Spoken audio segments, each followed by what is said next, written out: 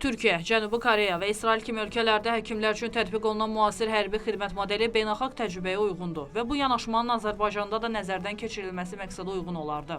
Bunu deputat Rəşad Mahmudov Milli Məclisin plenar iclasında çıxışı zamanı bildirib. Onun sözlərinə görə həmin ölkələrdə həkimlərin hərbi xidməti qısa müddətli, maaşlı və peşə ixtisaslarına uyğun şəkildə təşkil edilir ki, bu da klassik çağırış sistemində daha səmərəli peşəkar xidmət modelinə keçid imkanı yaradır. Deputat vurğulayıb ki, bu cür dəyişikliklər qanunvericilikdə də əksini tapmalıdır. Rəşad Mahmudov qeyd edib ki, təklifin əsas məqsədi hər hansı bir qrupa güzəşt etmək deyil, dövlətin ehtiyaclarını daha rasional formada qarşılamaqdır. Bu yanaşma nəticəsində ordu real tibbi xidmət əldə edəcək, dövlət isə yüksək ixtisaslı kadrlarını itirmədən könüllülük və motivasiya prinsiplərini gücləndirmiş olacaq. O, statistik məlumatlara da diqqət çəkərək bildirib ki, tibb təhsili alan gənclərin xarici üz tutmasının əsas səbəblərindən biri peşə bacarıqlarını itirməmək istəyidir. Statistikaya əsasən onların çox az hissəsi hərbi xidmətə cəlb olunur, böyük əksəriyyəti isə xarici ölkələrdə təhsilini və fəaliyyətini davam etdirir. Deputat hesab edir ki, bu məsələ gələcəkdə aidiyyatı dövlət qurumları səviyyəsində ciddi şəkildə müzakirə olunmalıdır. Onun fikrincə, irəli sürülən dəyişikliklər həm milli təhlükəsizlik maraqlarına, həm səhiyyə sisteminin davamlı inkişafına, həm də müasir dövlət idarəçiliyinin prinsiplərinə tam uyğun gəlir.